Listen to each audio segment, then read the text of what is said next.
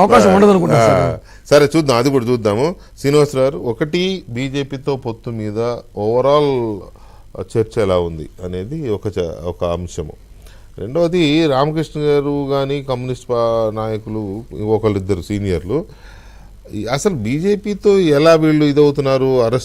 Arrest చేసింది జగన్ అయినా జైల్లో అంతకాలం ఉండడానికి కారణం బీజేపీయే. ఇప్పుడు క్లియర్గా రామకృష్ణ గారు అదే ఆర్గ్యుమెంట్ మీద ఉన్నారు చాలా కాలం నుంచి. అనే దాని మీద మీ విశ్లేషణ ఏంటి? ఇప్పుడు జగన్మోహన్ రెడ్డి గారు ముఖ్యమంత్రి అయిన దగ్గర నుంచి ఆయన రాజధాని నుంచి అనేక ఇతర అంశాల విషయంలో జగన్మోహన్ రెడ్డి గారు ఆయన ప్రభుత్వం ఆయన విధానాలతో వెళ్తున్నారు. జగన్మోహన్ రెడ్డి గారి విధానాల మీద టీడీపీ వైఖరి ఏంటి, టీడీపీ ఏం చేసింది 4.5 సంవత్సరాలు, సిపిఐ వైఖరి ఏంటి, సిపిఐ ఏం చేసింది ఈ 4.5 సంవత్సరాలు, కాంగ్రెస్ వైఖరి ఏంటి, వాళ్ళు ఏం చేశారు, అలాగనే బీజేపీ వైఖరి ఏంటి, బీజేపీ ఏం చేసింది. ఇది చూస్తే తెలిసిపోయింది ఎవరు జగన్ వైపు ఉన్నారు, ఎవరు జగన్కి వ్యతిరేకంగా ఉన్నారు, ఎవరు గోడ మీద ఉన్నారు. పోనీ ఈ 4.5 సంవత్సరాలలో కేంద్రంలో అధికారంలో ఉన్న బీజేపీ ఆంధ్రప్రదేశ్ ప్రయోజనాలకు సంబంధించి ఏం చేసింది? ఇప్పుడు పవన్ కళ్యాణ్ గారే ఎందుకు అడగాలండి? ఇప్పుడు పవన్ కళ్యాణ్ గారు అడగకపోతే, ఇందాక మన మిత్రుడు రఘు గారు చెప్పారు, ప్రపంచంలో పెద్ద పార్టీ, కోట్లాది మంది సభ్యత్వం ఉన్న పార్టీ, వాళ్ళకి పూర్తిస్థాయి యంత్రాంగం ఉంటుంది, అనుభవజ్ఞులైన నాయకులు ఉన్నారు, అధికారంలో ఉన్నారు. అధికారంలో ఉన్న వాళ్ళకి ఏదైనా ఒక బటన్ నొక్కితే మ్యాటర్ అంతా వస్తుందండి. కాబట్టి ఈ 4.5 సంవత్సరాలు బీజేపీ ఆంధ్రప్రదేశ్కి ఏం చెప్పింది, ఏం చేసింది, ఏం చెప్పింది, ఏం చేసింది? ఇప్పుడు సిపిఐ రామకృష్ణ గారు నిరంతరం ప్రజల్లో ఉంటారు. ప్రభుత్వ ప్రజా వ్యతిరేక విధానాల మీద ఎవరు వచ్చినా కలిసి పనిచేస్తారు. జగన్మోహన్ రెడ్డి అరాచకం మీద బీజేపీ వాళ్ళు వచ్చినా కూడా కలిసి పనిచేయటానికి అన్ని పార్టీలు వచ్చినాయి. మరి ఈ 4.5 సంవత్సరాల్లో ఇప్పుడు పొత్తుకు సంబంధించి ఇప్పుడు మీరు రోజు 2-3 పిలిచి డిబేట్ పెడతారు. ఒకరోజు 7 గంటలకి ఈ పొత్తు టాపిక్ మీద మీరు ఆన్లైన్ పోల్ పెట్టండి. ఇంకా మీరు ఇంకా చేయాలనుకుంటే ఒక 20 మందిని ఫోన్ తీసుకోండి, ప్రజలు చెప్తారు. ఇప్పుడు 99% ప్రజలు ఆంధ్రప్రదేశ్లో 4.5 సంవత్సరాలుగా జగన్మోహన్ రెడ్డి మీద పోరాడుతుంది ఎవరో, జగన్మోహన్ రెడ్డిని కాపాడుతుంది ఎవరో చూశారు.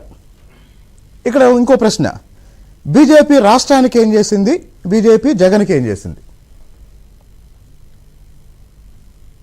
381 కోర్టు వాయిదాలకి జగన్మోహన్ రెడ్డి కంటిన్యూస్గా ఆబ్సెంట్ అయ్యారు. ఇది సాధారణంగా సాధ్యమా? అంటే కోర్టుకు సంబంధించిన వ్యవహారం కదా అది. అవునండి. భారత రాజ్యాంగంలో రాజ్యాంగం హక్కు కల్పించదండి. రాజ్యాంగంలో అది లేదా? రాజ్యాంగ వ్యతిరేకం అది.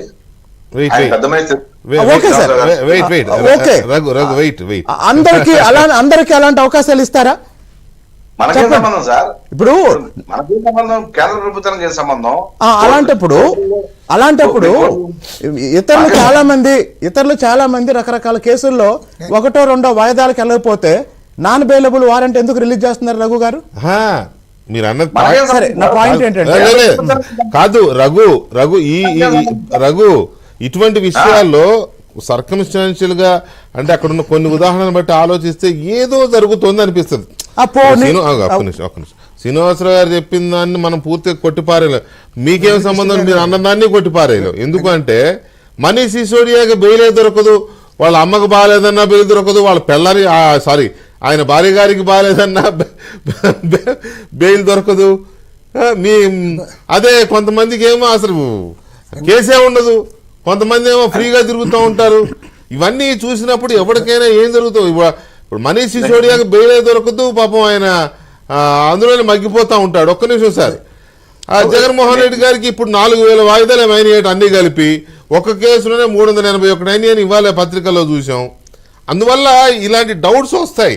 మాకేం సంబంధం, మీరన్నా ఇంకొకరన్నా డౌట్స్ అయితే వస్తాయి. అక్కడ ఇప్పుడు సిపిఐ రామకృష్ణ గారు ఈ 4.5 సంవత్సరాలుగా జగన్మోహన్ రెడ్డి అరాచక విధానాల మీద తెలుగుదేశం, కాంగ్రెస్, సిపిఐ ఇతర పార్టీలు కలిసి పనిచేస్తున్నాయి కదా, వీళ్ళతో పాటు కలిసి బీజేపీ కూడా పోరాటంలో ముందు వరుసలో ఉన్నట్లయితే ఈరోజు రామకృష్ణ అన్న వాళ్ళతో పొత్తొద్దు అని అనే అనలేదు, అవకాశం ఉందా? అనరు. లేదు కదా. ఏమో అన్న అంటారు వాళ్ళు. కాదు, ఎట్లా అంటారు? ఆ రంగు అంటేనే కాదు, వాళ్ళకి ఒక్క నిమిషం. ఎక్కడ లేని కాదు, కాదు. అభిరుచి వచ్చేస్తుంది. ప్రజా వ్యతిరేక విధానాల మీద బీజేపీ ముందుండి పోరాడితే సిపిఐ వాళ్ళు ఆ మాట అనలేరు కదా. ఎందుకు అంటే ఇప్పుడు సిపిఐ వాళ్ళు ఏమంటారు, రాష్ట్ర ప్రయోజనాల కోసం పోరాడే వాళ్ళందరూ కలిసి పనిచేయండి. ఈ పోరాడే క్రమంలో ఈ 4.5 సంవత్సరాల్లో జగన్మోహన్ రెడ్డి మీద, ఆయన తప్పుడు విధానాల మీద పోరాటంలో బీజేపీ అంత క్రియాశీలకంగా లేదు కాబట్టి. ఇంకో విషయం అండి, బీజేపీ అప్పుడప్పుడు జగన్మోహన్ రెడ్డిని విమర్శిస్తుంది, కానీ ఆచరణలో ఇప్పుడు తెలుగుదేశం పార్టీ ఉందండి, 60,000 కేసులు పెట్టారు కార్యకర్తల మీద, నాయకులను అరెస్ట్ చేశారు, అలా చాలా ఉన్నాయి. అలాగనే పవన్ కళ్యాణ్ గారిని ఏ స్థాయిలో టార్గెట్ చేశారో అందరు చూస్తున్నారు ఆయన వ్యక్తిగత జీవితం మీద. కానీ ఇంకో విషయం, రఘు గారు కేసుల గురించి చెప్పారు. నా పాయింట్ ఏంటంటే భారత రాజ్యాంగమైన ఐపీసీ అయినా ఇంకోటైనా, ఇంకో విషయం అండి, మనం అప్పుల మీద చాలాసార్లు డిబేట్లు పెట్టాం కదా. నిన్నటి వరకు కేసీఆర్ అధికారంలో ఉన్న తెలంగాణలో అప్పుల విషయంలో కానీ మిగతా ఆర్థిక అంశాల్లో కానీ కేంద్రం ఎలా చూసింది, అదే జగన్మోహన్ రెడ్డి గారి విషయంలో ఎలా చూసింది, రెండు ఒకటి కాదు కదా. అంటే జగన్మోహన్ రెడ్డి గారికి, రఘు గారు నేను చెప్పేది ఏంటంటే జగన్మోహన్ రెడ్డి గారి విషయంలో రాష్ట్రానికి అప్పుల విషయంలో కానీ, ఆయన వ్యక్తిగతంగా ఉన్న కేసుల విషయంలో కానీ, లేదా ఆయన కుటుంబ సభ్యులు ఉన్న కేసుల విషయంలో కానీ బీజేపీ సహకారం జగన్మోహన్ రెడ్డి గారికి పూర్తిగా ఉందనేది జనం అభిప్రాయం అండి. జనం అభిప్రాయం కాదు, ఇవాళ ఆంధ్రజ్యోతి బ్యాన్ రైటం జనం అభిప్రాయం కాదు. ఇవాళ ఆంధ్రజ్యోతి బ్యాన్ రైటం ఏంటి, షర్మిల గారు శుభలేఖ ఇవ్వడానికి వస్తుందని అధికారులు చెప్తే జగన్మోహన్ రెడ్డి గారు అన్న మాట ఏంటి, ఎవరికి శుభలేఖ? జగన్మోహన్ రెడ్డి గారికి ఇచ్చిందా? షర్మిల గారు, ఆగండి సార్, మీరు నన్ను ఎగ్జామిన్ చేస్తే ఎట్లా ఇంటర్వ్యూ చేస్తారు? కాదండి, ఆగండి ప్లీజ్. రేవంత్ రెడ్డి గారికి ఒక నిమిషం అండి, రేవంత్ రెడ్డి గారి కార్డు ఇవ్వటం ఫోటో చూశానండి. రాధాకృష్ణ గారి కార్డు అది రాలేదు బయటికి. జగన్మోహన్ రెడ్డి గారి కార్డు లోపల ఏం జరిగిందో ఆవిడ మనకేం తెలియదండి, ఇవ్వకుండా ఎలా ఉంటుంది తెలియదు. కాకపోతే వెళ్ళడానికి ముందు ఏం జరిగింది అనేది ఒక సోర్స్ ద్వారా బయటకు వచ్చింది. ఆ వచ్చింది ఏంటంటే షర్మిల గారు టైం అడుగుతున్నారండి, వస్తారట, వాళ్ళ బాబుది శుభలేఖ ఇవ్వడానికి వస్తారట అని జగన్మోహన్ రెడ్డి గారికి చెప్పినారంట అధికారులు. యాంటికబ్బా బీజేపీ వాళ్ళకు డౌట్ వస్తుంది అన్నాడంట.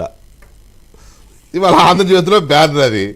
ఇటువంటి చూసినప్పుడు మరి అది రామకృష్ణ గారు కాదండి, చాలా దారుణం ఏంటంటే, చాలా సీరియస్ అన్న. ఒక నిమిషం అన్న, రామకృష్ణ అన్న, ఒక నిమిషం. రేవంత్ రెడ్డి గారికి కార్డు ఇవ్వటం ఫోటో ప్రపంచం చూసింది, చాలా మంది రాధాకృష్ణ గారికి ఇచ్చిన ఫోటో చూసింది, పొంగులేటి శ్రీనన్నకి ఇచ్చింది చూసింది. సొంత అన్నకి కార్డు ఇస్తే అసలు ఇచ్చిందా ఇవ్వలేదా అన్న విషయం ఒక ఫోటో కానీ ఒక వీడియో కానీ నిన్నటిదాకా వీళ్లే కదా ఆమెను ముందు పెట్టి ప్రచారం చేయించి రాజకీయంగా గరిష్టంగా ప్రయోజనం పొంది ఆ తర్వాత ఆమెకు బయట నెట్టింది. అంటే పాయింట్ ఏంటంటే, నీకు రాజకీయంగా ఎంత ఇబ్బంది ఉన్నా కుటుంబంలోనూ మానవ సంబంధాల్లోనూ, ఇంకోటి మొన్న జగన్మోహన్ రెడ్డి గారు ఏమంటున్నారు, ఆయన కుటుంబాన్ని చీలుస్తారని. ఆయన కుటుంబాన్ని ఎవ్వరు చీల్చలేరండి.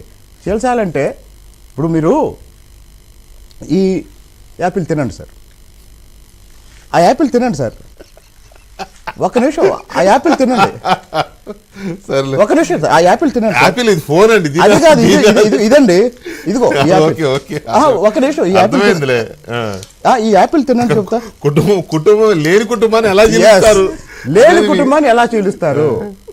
బాబు చచ్చిపోతున్నాం, ఈయన కామెడీతో సిఐడి ఇంటర్వ్యూకి వెళ్ళొచ్చాడు 2 రోజులు, మామూలుగా చంపట్ల. పొత్తు సంబంధించి ఒక విషయం అండి, చాలా ఇప్పుడు బీజేపీ వాళ్ళని ఆలోచించాల్సింది ఏంటంటే, 4.5 సంవత్సరాలుగా జగన్మోహన్ రెడ్డి విధానాల మీద మనం ఏం చేసాం, టీడీపీ ఏం చేసింది, సిపిఐ ఏం చేసింది, కాంగ్రెస్ ఏం చేసింది, జనసేన ఏం చేసింది, ఇది కనపడుతుంది. ఇంకోటండి, ఒకవేళ